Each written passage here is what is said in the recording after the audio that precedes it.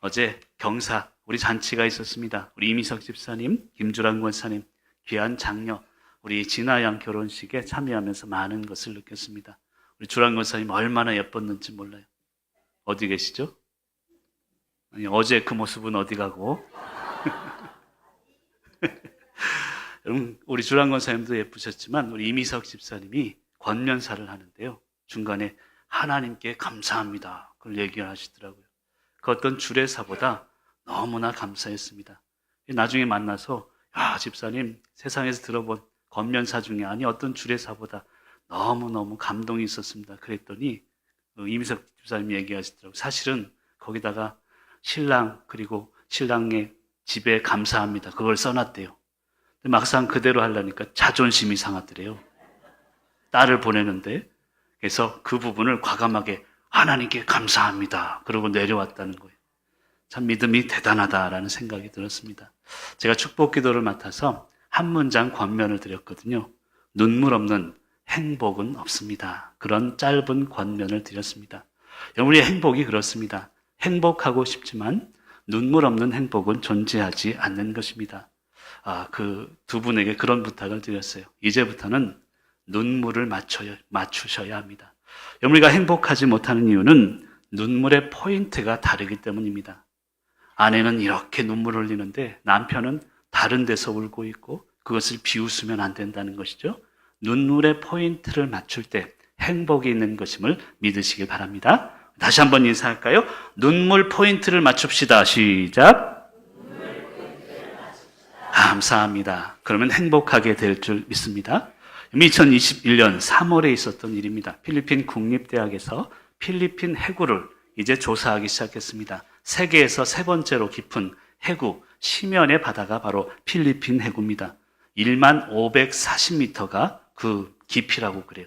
거기까지 내려갔다 온 그 플로렌스 박사님이 이제 기자회견을 했습니다. 기자가 물었대요. 거기 가보니 무엇이 있습니까? 물었더니 그 뜻밖의 대답을 합니다. 그 심해 바닥에 곰인형이 있었대요. 아니 무슨 곰인형이 거기 있습니까? 그랬더니 그것뿐만이 아니라 플라스틱 비닐 그리고 플라스틱 병들이 거기에 가라앉아 있었다는 거예요. 여러분 하나님께서 만드신 자연 인간이 얼마나 오염시키고 있는가. 그 심연의 바다에도 우리 인간이 오염시킨 증거들이 있음을 우리는 깨달아야 합니다. 여러분 가을인데요. 가을은 돌아봄의 계절인 줄 믿습니다. 내가 얼마나 내 말과 내 생각으로 하나님의 뜻을 오염시키고 있는가 이것을 돌아보는 이 가을이 되시기를 간절히 축원합니다. 저는 개인적으로 가을이 되면 생각나는 한 분이 있습니다. 국내 최고령 의사하신데요. 한원주 의사님이십니다. 작년에도 이맘때쯤 소개를 시켜드린 것 같아요. 94세에 하나님의 부르심을 받으셨습니다. 그분이요. 이제 94세까지 82세부터 94세까지 남양주에 있는 한 병원에서 무료 봉사를 했다고 합니다. 환자들을 매일매일 돌보시면서 매일 아침 출근하기 전에 하시는 일이 있었대요. 그게 뭔데요? 물어봤더니 빨간 립스틱을 바른대요. 연세가 들었지만 아름답게 보여야 된다는 것입니다. 그러면서 하시는 말씀이 예쁘게 보이고 싶은 마음이 있다는 건 살아있다는 증거다. 그런 이야기를 하셨습니다. 오늘 여기 보니까 빨간 립스틱을 바르신 아름다운 여성분들이 많으신 것 같아요. 우리는 나이 들수록 예쁜 삶을 살아가시기를 간절히 축원합니다. 그분이 그런 얘기를 했습니다. 할 수 있을 때까지 일하다. 하나님이 부르시면 네 갑니다 하고 달려갈 것입니다. 여러분 그것이 우리의 삶이 아닐까 믿습니다. 이 말씀을 하시고 며칠 후에 하나님의 부르심을 받았다고 합니다. 근데 그분이 마지막으로 식구들에게 또 사람들에게 환자들에게 남긴 유언이요. 세 마디였대요. 힘내라. 가을이다. 사랑해. 그리고 이제 하나님의 부르심을 받았다고 합니다. 여러분 죽음의 그 두려움 앞에 참 미소 지을 수 있는 여유가 아닐까 생각이 들어집니다. 오늘 인사를 많이 해서 죄송한데요. 다시 한번 옆 사람과 인사할까요? 힘내라 가을이다 사랑해. 시작. 왜 반말해 하시는 분이 있는 것 같은데 그런 믿음으로 이 가을을 이겨나가시기를 간절히 소망합니다. 여러분 죽음의 위기 앞에서 이런 여유가 있어야 되지 않을까요? 삶의 고통 앞에서 이런 여유로운 마음으로 고난을 이겨가시는 저와 여러분이 되시길 간절히 축원합니다. 브라질에서 사역할 때 새 성당이라는 성당이 있었습니다. 얼마나 아름다운지 몰라요. 거기 들어가 보면 스테인드 글라스 아시죠? 예수님을 또 여러 가지 제자들의 삶을 아름답게 만든 작품들이 있습니다. 근데 그 작품을 만든 재료가요, 여러분 브라질 상파울로는 마약 소굴입니다. 근데 이것을 무엇으로 만들었는가 하면 그 마약 상들이 있는 그 사람들이 다니는 그곳에 어두운 그곳에서 유리 조각들을 다 모아다가 그 스테인드 글라스 작품을 만들었다는 거예요. 여러분 부서진 유리 조각이 모여서 작품이 되는 것입니다. 사실 우리의 인간의 삶도 마찬가지입니다. 인간의 상처가 모여 사명이 되는 것입니다. 하나님, 왜 나만 겪는 고난입니까? 우리는 고민하지만 그 상처가 사명으로 이어지는 것입니다. 그리고 그 사명이 모이면 하나님의 아름다운 작품이 되는 것입니다. 결론적으로 깨진 유리와 같은 여러분의 상처를 하나님은 하나씩 모으십니다. 그리고 여러분의 인생에 아름다운 작품을 만들게 되는 그 은혜를 누리는 저와 여러분이 되시기를 간절히 축원합니다. 왜입니까? 라고 하지만 작품을 만들기 위해서란다. 이 하나님의 음성을 듣는 이 예배 시간이 되시기를 간절히 축원합니다. 현대사회를 중독사회라고 합니다. 여러분 심리학자들이요, 현대인들은 누구나 중독돼 있대요. 누구나 한 가지 이상은 중독돼 있다라고 이야기를 합니다. 일 중독일 수도 있고요, 스마트폰 중독일 수 있고요. 누구나가 중독되어 살아간다라고 이야기를 합니다. 요즘 중고등학교 우리 아이들에게 문제가 되는 것, 예전에 마약에 대한 이야기를 말씀드렸습니다. 인터넷 도박에 대한 그런 문제가 또 우리 중고등학생들에게 많은 문제가 되고 있습니다. 그럼 예전에는요, 노름 이 도박장에 가야 중독이 됐습니다. 못 가게 하면 중독되지 않아요. 근데 지금은 안방에 앉아서도요, 이 인터넷 도박에 우리 아이들이 중독되어 가고 있습니다. 여러분 통계를 제가 찾아봤더니 25%가 인터넷 도박을 경험했대요. 우리 주변에 있는 우리 아이들의 모습입니다. 4명 중에 1명은 인터넷 도박을 경험했다는 그런 뉴스가 있습니다. 그리고 그 중에 3%는요, 일상생활이 불가능할 정도라고 합니다. 인터넷 도박에 빠져서 방 안에 들어가서 나오지 않습니다. 학교에 가지를 않습니다. 여러분 스마트폰이 인간을 스마트하게 만드는 게 절대 아닙니다. 오히려 인간을 어리석음으로 나아가게 된다는 것입니다. 이 중독을 이기는 방법은 포기하는 겁니다. 그리고 포기를 선택하는 것임을 믿으시길 바랍니다. 성도의 삶도 마찬가지입니다. 여러분 마틴 로이드 존스 목사님이 그런 얘기를 했습니다. 교회가 세상과 완전히 다르게 살 때 복음의 영광은 세상을 강하게 끌어당긴다라는 이야기를 했습니다. 여러분 제가 부임하고 얼마 후에 그런 설교를 한 적이 있습니다. 여러분 전도하지 마십시오. 그랬더니 여러분들이 아멘 할까 말까 고민을 하시더라고요. 그러나 말씀대로 사십시오.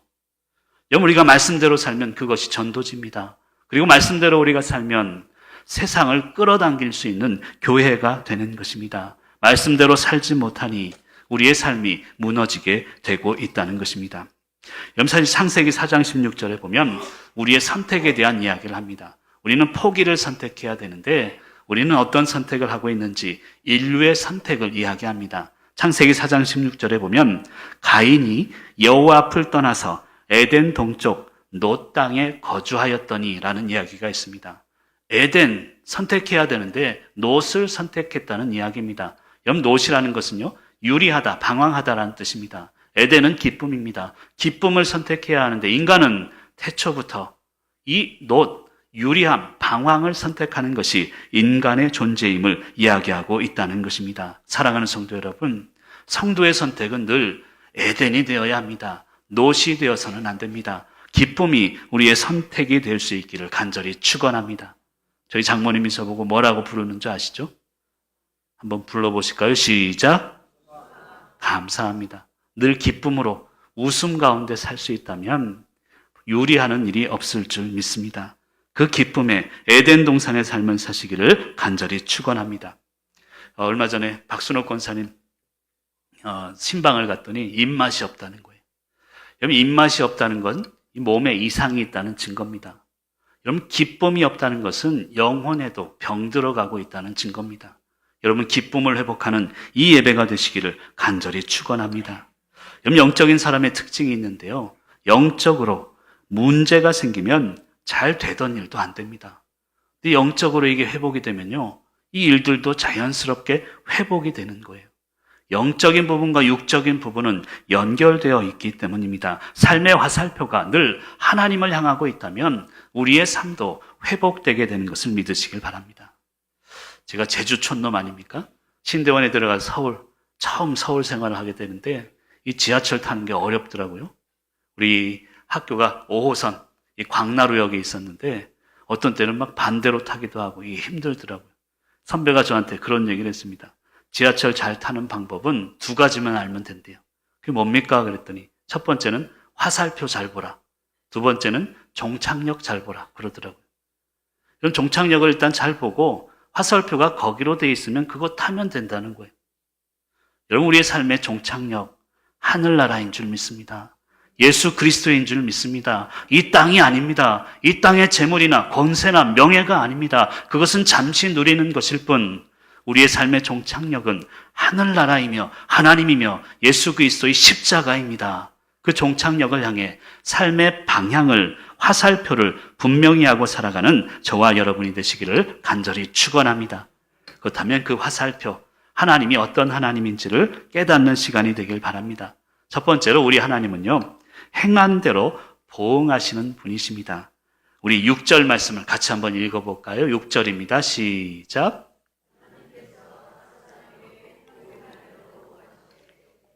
하나님께서는 각 사람에게 행한 대로 보응하시다. 간단하죠?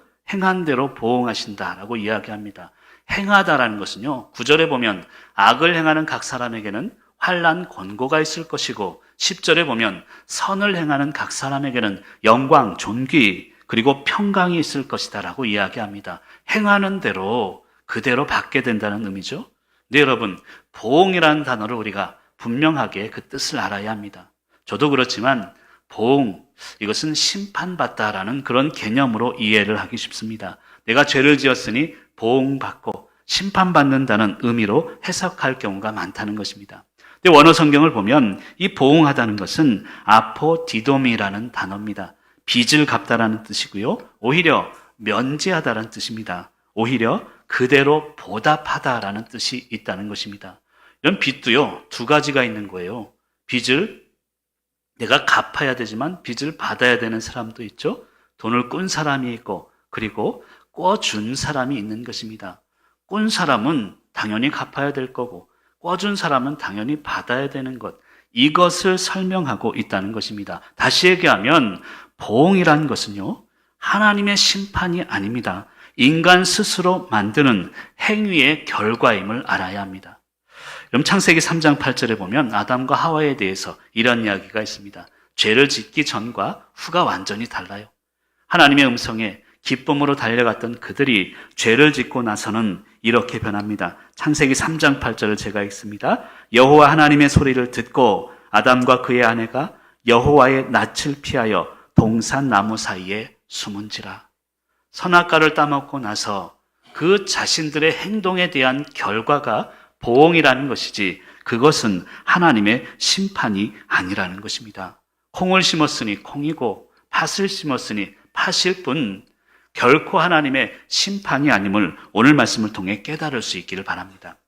여러분, 구원은요, 행함을 통해서 받는 게 아닙니다. 믿음을 통해 받는 것입니다. 그 의미는 행함은 구원의 조건이 아니라는 뜻입니다. 그러나 행함은 구원의 증거가 되는 것입니다.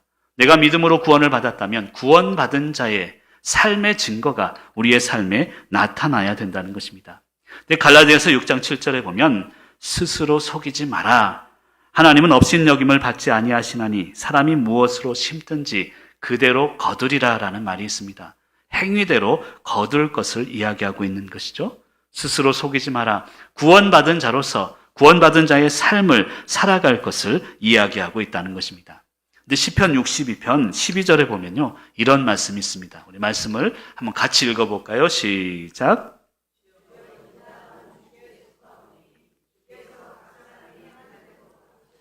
아멘. 여러분, 주여 인자함이 주께 속했대요. 근데 그 다음에 보면 행한 대로 갚으심이니이다 라는 이야기가 있습니다. 아니, 인자하면 행한 대로 좀 품어주셔야 되지 않을까요? 근데 이 인자함, 헤세드라는 단어의 이중성을 좀 설명할 필요가 있습니다. 헤세드라는 단어는요, 인자, 여러분이 알고 있듯이 사랑, 인애 이런 뜻이 있습니다. 근데 두 번째 뜻을 간과해서는 안 됩니다. 책망, 판단이라는 뜻이 헤세드 안에 있다는 것입니다. 다시 얘기하면 인자함이라고 표현되기보다는 판단함, 심판함은 주님께 속했다. 그래서 행한 대로 갚으신다. 이게 올바른 번역이 될 수 있다는 것입니다. 다시 얘기하면 판단은 하나님께 속한 것이고 인간에게 속한 영역이 아님을 이야기하고 있다는 것입니다. 에덴 동산 이야기를 드렸습니다만 기쁨이란 뜻입니다. 에덴 동산은 완전한 기쁨의 장소를 하나님은 창조하신 것입니다. 그런데 그 안에 하나님은 떡하니 선악과를 만드셨어요. 아니, 선악과만 없었다면 우리 인간이 이렇게 괴롭진 않았을 텐데 그런 생각을 한두 번씩 하셨을 것입니다. 여러분, 우리가 선악과에 대해서 분명히 알아야 되는 게 있습니다. 선악과는요, 뭐 따라할까요? 먹는 게 아니라 보는 것입니다.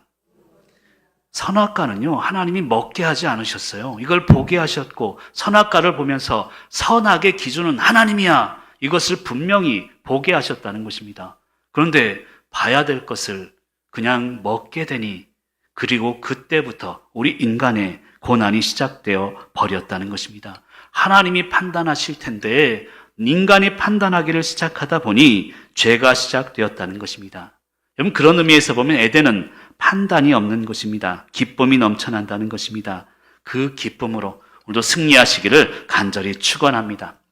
사실 사람은요, 자기가 이룬 것으로 남을 판단하기 쉽습니다. 많이 배운 사람은요, 어느 학교 나와서 이것으로 판단합니다. 돈을 많이 번 사람은 그 분이 어떤 차를 타고 어떤 집에 사는지 아파트를 보고 판단하기도 합니다. 권력을 가진다는 권력의 강약으로 사람을 판단하기도 한다는 것이죠. 그러나 여러분, 우리가 깨달아야 되는 것은 결국 남을 판단하는 것은 자기의 모습을 판단하는 것이요, 하나님이 각자대로 창조하신 하나님을 판단하는 것임을 깨달아야 합니다. 여러분, 창세기 3장 5절에 보면 이런 말씀이 있습니다. 한번 같이 읽어볼까요? 시작.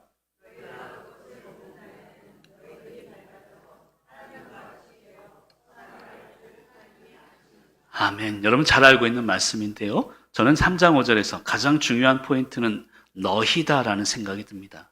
무슨 말인가 하면 네가 그것을 먹는 날에는 개인으로 얘기하지 않습니다. 죄는요, 항상 혼자 활동하는 게 아닙니다. 죄는 혼자 다니지 않고 누군가를 꼭 끌어들인다는 의미입니다. 그래서 너희는 너희 눈이 밝아져. 성경은 이렇게 이야기하고 있다는 것입니다. 악은 혼자 일하지 않습니다. 반드시 누군가를 끌어들이게 되었다는 것입니다. 그래서 우리는 분명하게 죄에 대해서 선포하며 결벌을 선포하며 구별된 삶을 살아야 될 줄로 믿습니다. 그래서 교회의 존재 이유가 거기에 있는 것입니다. 여러분, 제가 어릴 때 교회 유리창 깬 것은 말씀을 드린 적이 있습니다. 얼마나 큰 유리창인지 몰라요. 교회 마당에서 볼을 차다가 축구공을 찼는데 그게 깍 맞더니 쨍그랑 하더니 얼마나 무서웠는지 몰라요. 야, 이거 돈으로 치면 얼마일까? 그 고민도 생기고. 근데 도망을 치기 전에 목사님이 나오시는 거예요. 야, 그때 얼마나 저승사자처럼 보입니다. 근데 목사님이 저에게 오더니요, 저를 꼭 안아주셨어요. 괜찮아, 그러셨습니다. 근데 그때 제가 한 말이 있어요. 목사님, 내 어른이 되면 돈 벌어서 내가 이 유리 살게요. 그랬어요. 착하죠? 도망치지 않고. 근데 그때 목사님이 하신 말씀이 안 해도 돼, 그러셨어요. 여러분, 괜찮아, 안 해도 돼. 이것이 우리 교회의 모습이 아닐까요? 저는 사실은요, 교회 생활을 하면서 이거 해야 돼. 너 나와야 돼. 헌금해야 돼. 기도에 나와야 돼. 이렇게 자랐습니다. 그러나 주님은 그렇지 않아요. 괜찮아, 안 해도 돼. 그게 진정한 신앙임을 믿으시길 바랍니다. 이번 주일부터 예배 안 나오실라? 그것을 의미하는 게 아닌 것은 아시죠? 여러분, 신앙은요, 무엇을 해야 돼가 아니라 안 해도 돼를 깨닫는 것입니다. 무언가를 하는 것보다 여러분, 하지 않는 게 더 큰 용기를 필요로 한다는 것을 알아야 합니다. 인간은요, 오히려 아무것도 하지 않는 것을 두려워하는 존재임을 깨달아야 합니다. 하루 일 안 하면요, 편해요.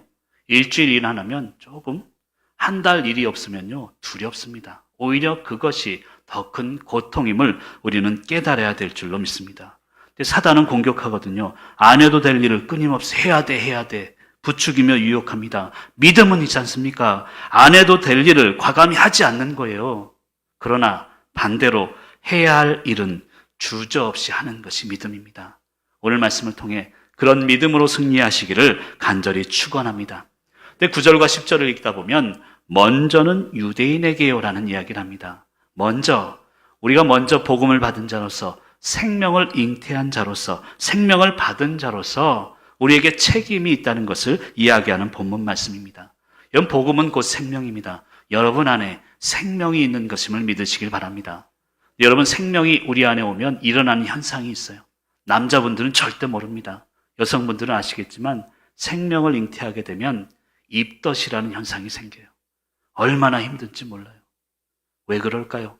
과거의 모습과 새로운 모습이 충돌한다는 의미입니다. 생명을 잉태했다는 것은, 내가 복음으로 생명 내 안에 있다는 것은 과거의 모습과 싸워야 된다는 것입니다. 입덧에 그런 영적인 현상이 있고 고난이 있지만 그것을 이기고 생명을 반드시 이어가는 그 삶을 살아가시는 저와 여러분이 되시기를 간절히 축원합니다. 그 두 번째로 오늘 말씀은요, 100번 듣는 것보다 한 번 행하는 믿음으로 살라라고 이야기하는 줄 믿습니다. 두 번째로 한번 읽어주시면 좋겠습니다. 두 번째로 우리 13절 말씀 같이 읽을까요? 시작.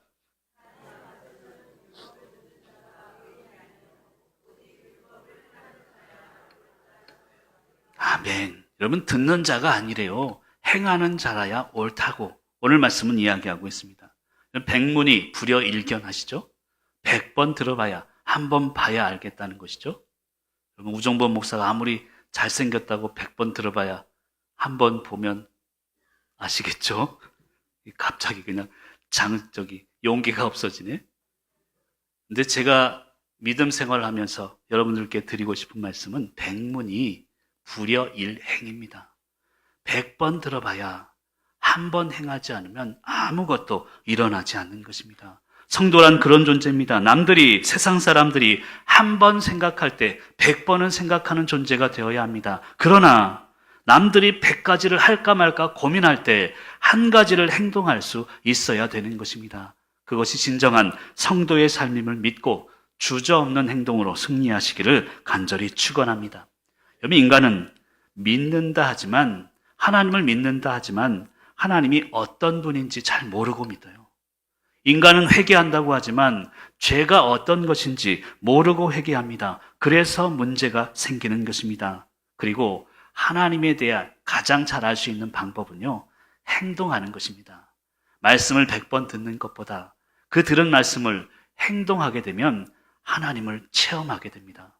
하나님 체험이 우리 가운데 있어야 되는 것입니다. 성도에게 꼭 필요한 것이 이것입니다. 행동을 통해서 하나님을 직접적으로 경험하는 것, 이것이 우리의 삶을 변화시키는 것임을 믿으시길 바랍니다.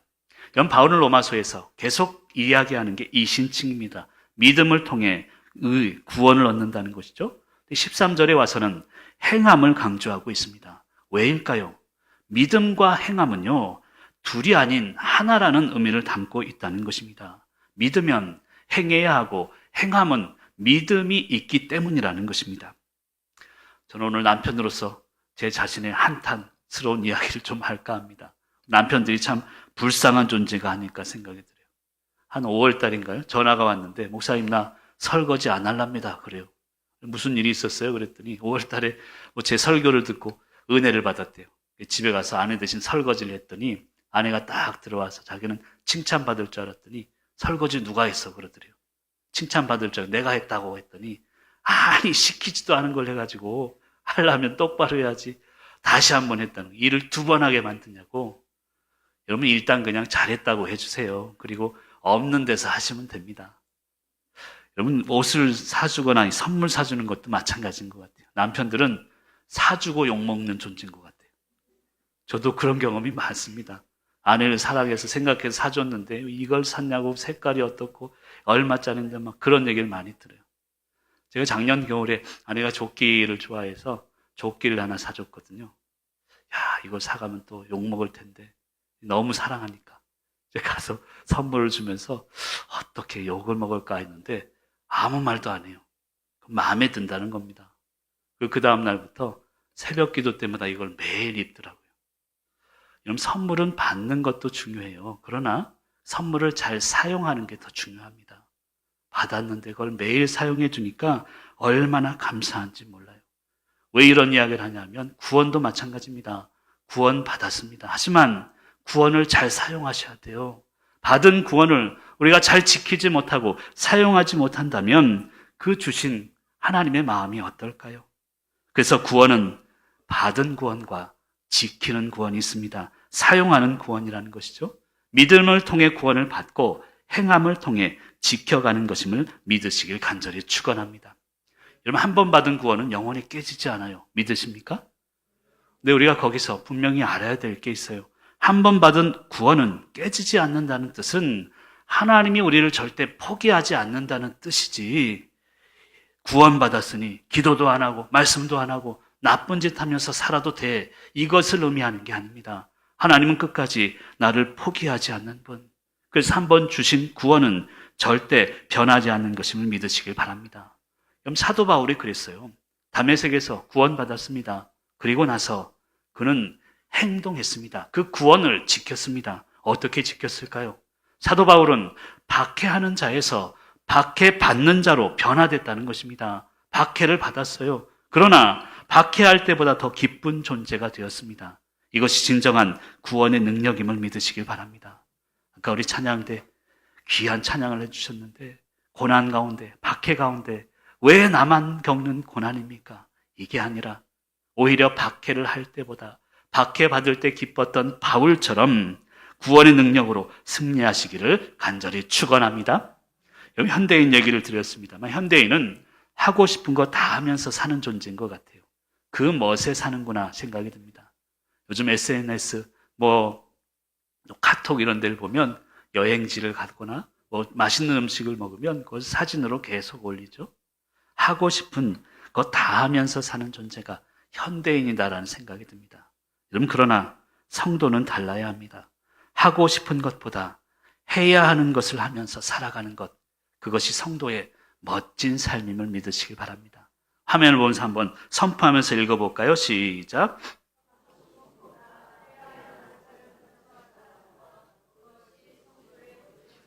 여러분, 멋지게 사시길 바랍니다. 성도로서 하고 싶은 것이 있지만 해야 하는 것, 그것을 먼저 감당하며 멋지게 사시는 귀한 성도님들 되시길 간절히 축원합니다.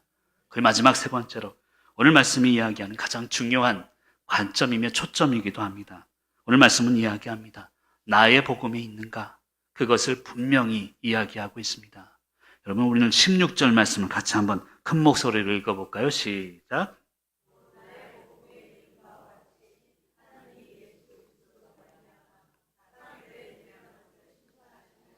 아멘. 여러분, 나의 복음. 다른 건 오늘 설교 중에 다 잊어버려도요, 이것만큼은 기억하시길 바랍니다. 여러분의 복음이 있습니까? 여러분만의 신앙의 삶이 있습니까?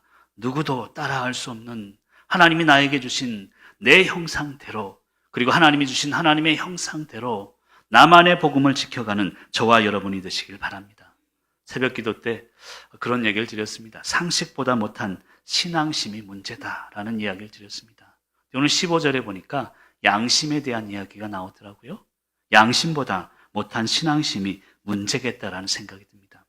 여러분, 바리새인들 보십시오. 상식 있는 사람들이었습니다. 그리고 양심 있는 사람들이었습니다. 말씀, 기도, 구제에는요, 다른 사람 쫓아올 인물이 없었습니다. 그러나 문제는 그 안에 있는 종교성이 문제입니다. 거룩하지 않은데 거룩한 채 합니다. 사랑하는 성도 여러분, 거룩한 척 말고 거룩하시기를 바랍니다.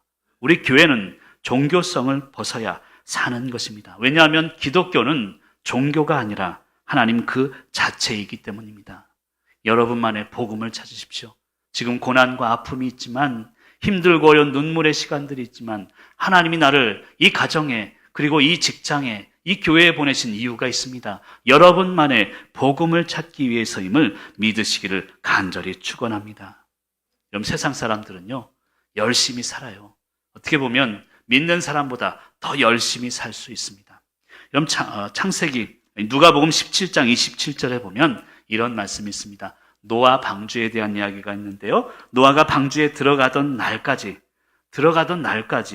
그 다음 보세요. 사람들이 먹고 마시고 장가들고 시집 가더니 열심히 살았다는 거예요.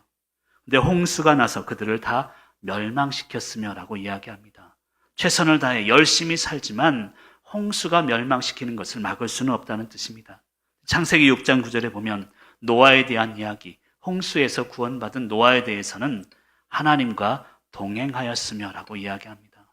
비록 조금 부족해도 열심히 살진 못해도 하나님과 동행함이 더 중요하다는 것입니다. 여러분, 오해하지 마십시오. 대충 살자는 얘기가 아닙니다. 그리스도인으로서 열심히 최선을 다해 살아야 합니다. 하지만 그보다 더 중요한 것은 하나님과 동행하는가 아닌가가 중요하다는 것입니다. 하나님과 동행하며 나만의 복음이 있는가, 나만의 삶이 있는가를 점검하는 저와 여러분이 되시기를 간절히 축원합니다. 제가 인터넷을 보다가 중고거래, 여러분 당근 아시죠? 당근에서 사기 안 당하는 방법, 어떤 리포트가 나와서 설명을 하더라고요. 간단하더라고요. 그분이 뭐라고 얘기하는지 듣다 보니까 밤에 사지 마십시오 그러더라고요. 밤에 사면 중고기 때문에 이 문제가 있고 어디가 깨진 걸 잘 발견을 못 한다는 거예요. 분명히 사게 되거들랑 낮에 사십시오 그러더라고요. 여러분, 그렇지 않습니까? 진짜는요, 햇빛에 나오면 다 드러나요. 내 복음, 내 삶, 나의 복음인가 아닌가는 하나님의 말씀에 비춰보면 다 드러나게 되어 있습니다. 오늘 말씀을 통해 분명히 깨달아야 될 게 있습니다. 나만의 복음이 있습니까? 여러분만의 신앙이 있습니까? 최고는 아니지만 유일한 존재가 되시길 바랍니다. 여러분이 할 수 있는 유일한 삶을 복음에 합당하게 여러분답게 살아내시는 저와 여러분이 되시길 바랍니다. 여러분, 구약을 읽다 보면 아브라함의 하나님, 이삭의 하나님, 야곱의 하나님이에요.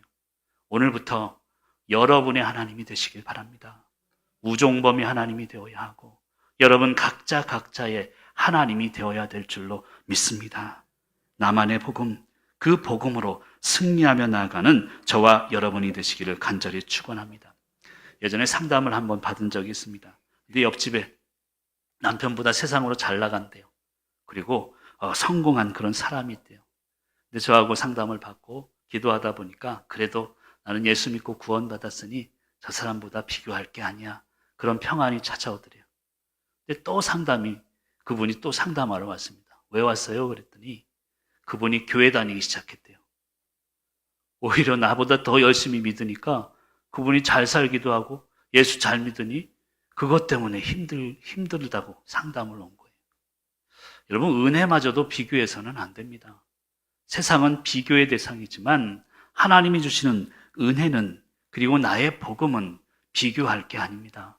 나에게 주신 지금 상황대로 힘들고 어려운 그런 고통이 있지만 지금 모습 그대로 여러분의 복음으로 승리하시기를 간절히 축원합니다.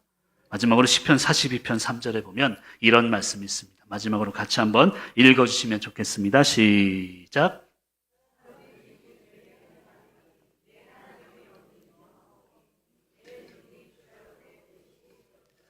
내 눈물이 주야로 음식이 되었도다. 여러분, 흐르는 눈물이요, 여러분 미래의 음식이 됩니다. 지금의 눈물을 재료로 해서 하나님 여러분들의 음식을 만들어가는 줄 믿습니다. 이 말씀을 생각하면 그런 생각이 들었습니다. 토기는 흙으로 빚잖아요. 흙만으로 빚지는 않거든요. 물을 부으면서 쭉 빚습니다. 그럼 그 물이 여러분의 눈물이 아닌가 합니다. 토기는 흙으로 빚지만 여러분의 영혼은 눈물로 빚어가는 것입니다. 여러분의 살면서 흐르는 눈물들, 그 눈물이 여러분의 영혼을 잘 닦고 여러분의 영혼을 올바르게 빚어갈 줄 믿습니다. 그 믿음으로 승리하는 저와 여러분이 되시길 간절히 축원합니다.